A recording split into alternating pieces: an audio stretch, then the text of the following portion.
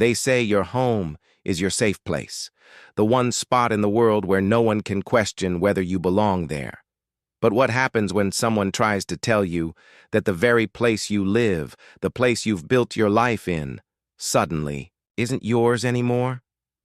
What happens when the walls you paid for, the roof that has sheltered you, suddenly become a crime scene where you're the intruder? I never imagined I'd live through something like this.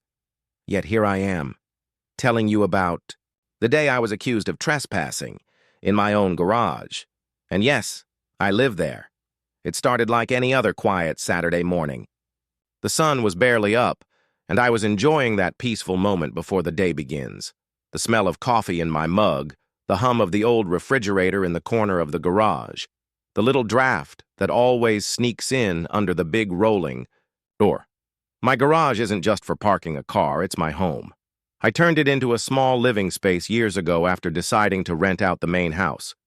It's got everything I need: a bed in the corner, a tiny kitchen setup, even a desk where I work late nights. It's not glamorous, but it's mine. Every nail, every shelf, every paint stain on the floor has my story written into it. That morning, I had the garage door halfway open to let in the fresh air. I was in my slippers, sipping coffee, scrolling through my phone when I heard footsteps.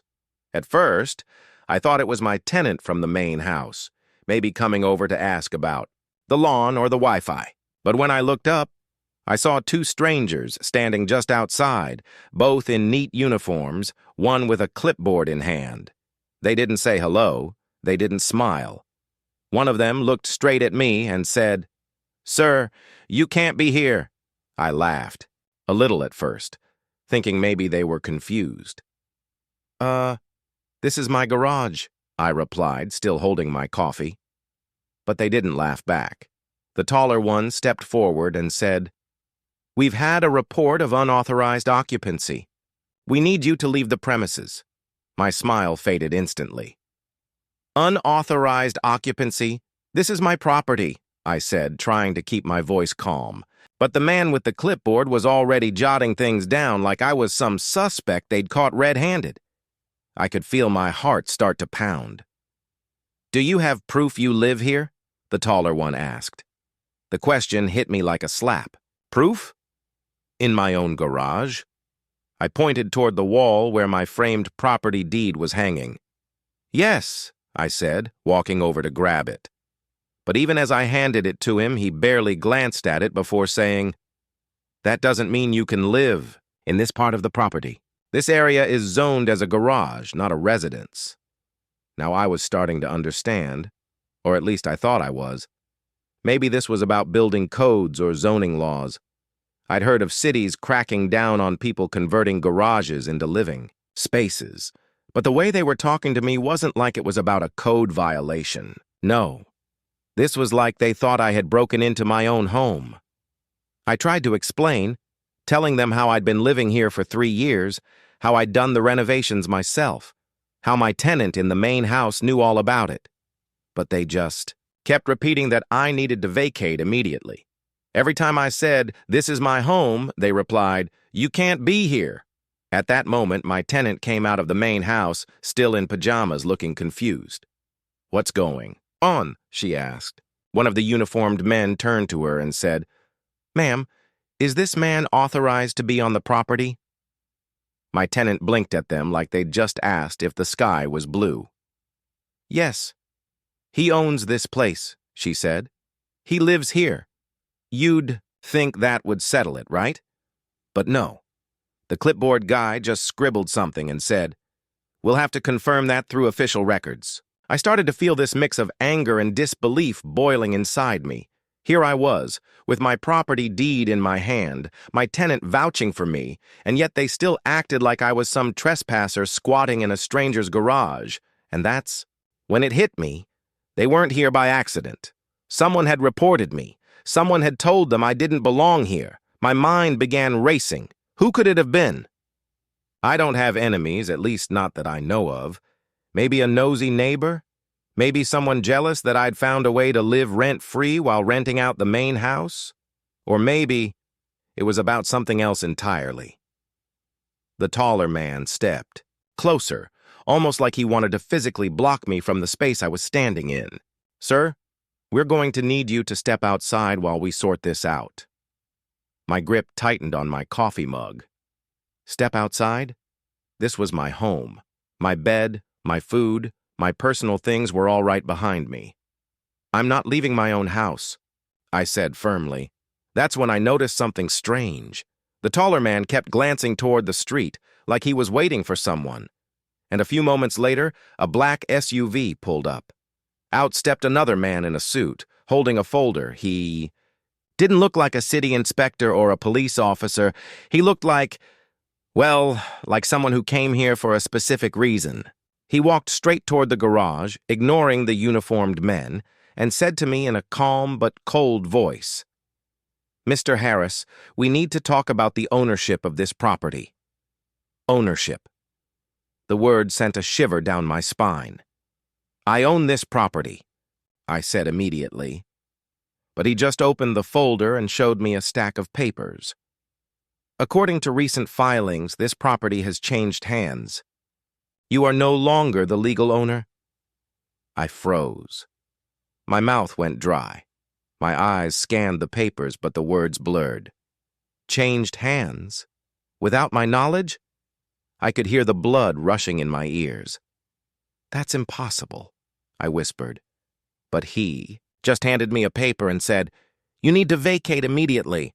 And right there, in that moment, the ground beneath my feet felt like it had disappeared.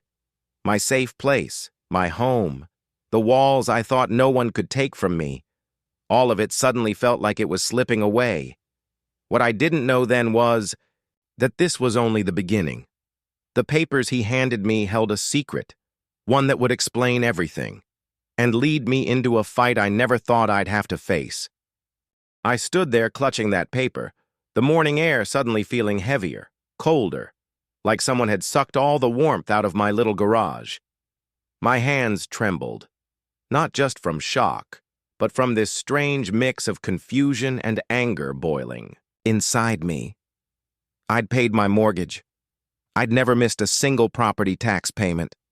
I had no loans, no liens, nothing hanging over my head. So how could someone just walk up with a folder and tell me I didn't own my own home anymore? The man in the suit had this irritating calmness about him, like he'd rehearsed this 100 times before. "It's all there in the documents, Mr. Harris. This property was transferred last month." I shook my head. Transferred to who? Without my signature? Without my knowledge? My voice was louder now. The neighbors across the street were peeking through their curtains. The two uniformed men stood silently like statues, clearly there to make sure I didn't cause a scene, or maybe to intimidate me into not fighting back. The suited man tapped on the folder. "You'll find the details in here. I strongly advise you to vacate before further legal action is taken." And then he turned and walked back toward the SUV, as if that was it, as if throwing me out of my own home was just another line item on his to-do list. But I wasn't going to let it go that easily. "Hey, you can't just leave after saying that," I called out. He stopped but didn't turn around. "Who sent you?" I demanded. Slowly, he glanced over his shoulder and said, "That's not important." Then he got into the SUV, the door slammed, and the vehicle rolled away like nothing had happened.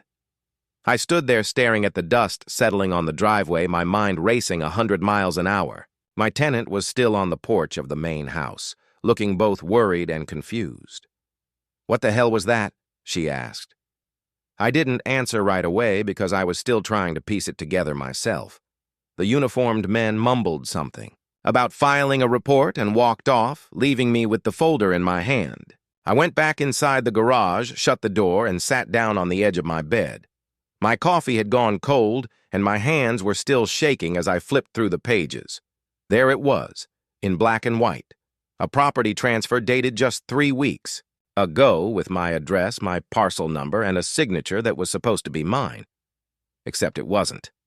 My stomach dropped. This was my nightmare laid out on paper. My name had been replaced by someone else's, and it claimed I had sold the property for a fraction of its value. It didn't make sense. I hadn't signed anything. I hadn't met with any buyer. I hadn't even thought about selling. And yet, according to these papers, I had willingly handed over my home. It was like reading about a crime you didn't commit, but everyone already believed you had. My first thought was that it had to be a mistake, some kind of clerical error. But the deeper I read, the more obvious it became. This was deliberate. Someone had forged my signature, filed the transfer with the county, and it had gone through without me knowing. That's when I saw the name of the new owner. At first, it didn't ring a bell, but the more I stared at it, the more familiar it felt. I'd seen that name before, not in my personal life, but in a small real estate ad that had popped up in my mailbox a few months ago. It was one of those companies that claimed they could buy your home for cash, fast, no questions asked. I'd tossed the flyer in the trash without a second thought, but now it felt like that flyer had been a warning. I grabbed my phone and called the county recorder's office. After 20 minutes of transfers and waiting, I finally got someone who could look up the file. I explained that I never sold my property, that my signature had been forged. The woman on the other end was polite but firm. "Sir, according to our records, the sale was processed legally. You'd have to contest it in court." "In court?" I repeated, my voice rising. "But this is my home. I didn't sell it. How can someone just take it?" "I'm sorry," she said. "If the paperwork was submitted and accepted, the burden is on you to prove it's fraudulent." I hung up, my chest tight. This wasn't just going to be some misunderstanding that got cleared up with a phone call. Whoever did this knew exactly what they were doing. That afternoon, I drove down to the address listed for the new owner. It was a sleek glass office building downtown, the kind of place that smells like fresh paint and money. The receptionist smiled at me, not knowing she was greeting the man whose home her bosses had just stolen. "Do you have an appointment?" she asked. "No," I said, "but you're going to want to hear what I have to say." She hesitated, then called someone. Upstairs. A few minutes later, another man in a suit, not the one from the SUV, but just as smug, came down to meet me. He led me to a conference room, sat across from me, and folded his hands. "Mr. Harris, we understand you're upset," he began, like I was just some unreasonable customer complaining about a late delivery. "But everything we've done is legal. You signed the documents." "I didn't sign anything," I shot back. "That's a forgery, and you know it." He smiled slightly, like he'd heard this all before. "Our records say otherwise. If you believe there's been a mistake, you're welcome to take it up with the courts. In the meantime, we expect you to vacate within 30 days. 30 days. 30 days to leave my own home, because some corporate thief with a fountain pen decided they could take it. I could feel my blood pressure rising. You're making a mistake," I said through clenched teeth. "Mr. Harris," he said in a calm, almost patronizing tone, "the mistake was not reading the fine print." The fine print. My mind flashed back to a moment about a year ago when I'd signed a harmless-looking form for a home improvement permit. Could they have used that somehow? Could my signature have been lifted from somewhere else and copied onto the deed transfer? As I left the building, my anger had transformed into something else. Determination. I wasn't going to let them take my home without a fight. I didn't care how long it took or how much it cost. I was going to uncover exactly how they pulled this off. But as I pulled out of the parking garage, I noticed a black SUV parked across the street, engine running. It looked an awful lot like the one from that morning. And inside, I could see a man on a phone, watching me. At that moment, I realized this wasn't just a shady property deal. This was bigger, darker, and I was now in the middle of something I didn't fully understand, and the more I thought about it, the more one chilling question kept echoing in my head. If they could do this to me, how many other people had they done it to?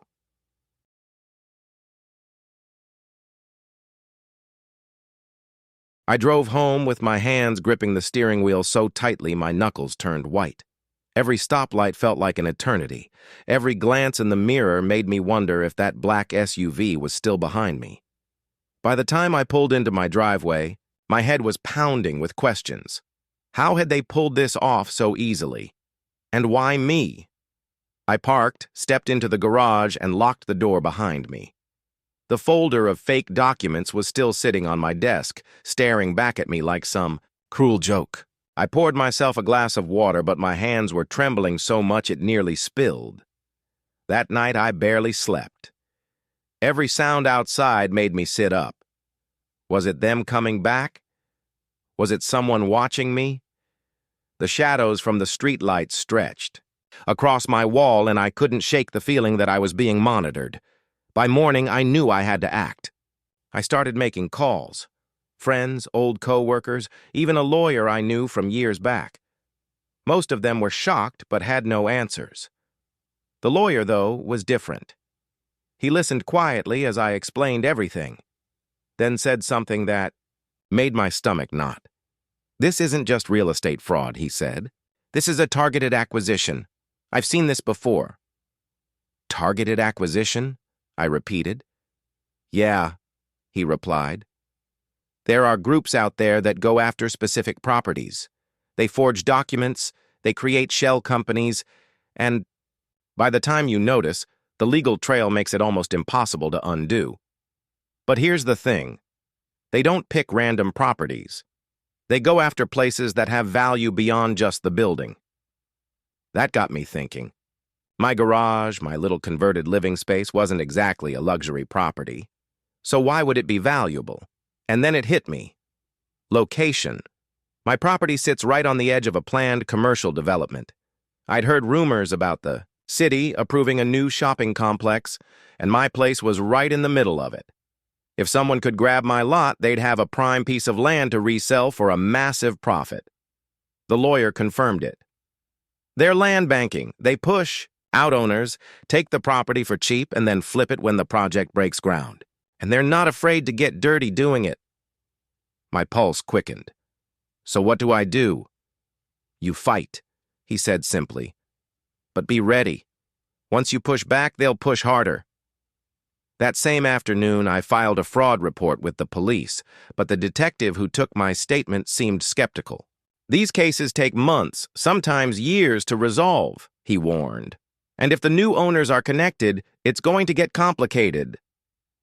Days turned into a tense blur. I kept seeing that black SUV parked near my street, sometimes in different spots, but always within view. My tenant even mentioned seeing someone taking photos of the property when I wasn't home. It was like a slow, silent siege. One evening, just as the sun was going down, I heard a knock on my garage door. Not the big rolling one, but the small side door. My gut told me not to open it, but curiosity got the better of me. When I cracked it open, a man in plain clothes was standing there looking around nervously. "You don't know me," he said quickly, "but I work for the people who took your place." My heart rate shot up. "Why are you here?" I asked cautiously. "Because you need to understand what you're up against," he said. "They don't just want the property. They want all the lots in this area. And you're the last holdout.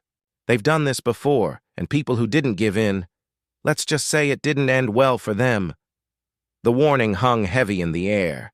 I could see the sincerity in his eyes, or maybe it was fear. "Why are you telling me this?" I asked. "Because I'm getting out," he said, "and because you've got more leverage than you think."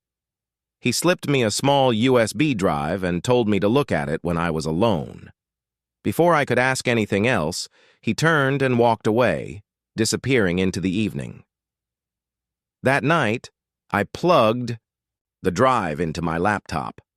Inside was a folder full of documents, emails, and contracts, proof of a coordinated scheme to acquire properties in my area, complete with lists of owners, forged signatures, and payment records to local officials. And there it was, my name, my address, with a note next to it. Final acquisition target, high priority. I sat back, my head spinning. This wasn't just about me. This was an entire operation, and I had the evidence to blow it open.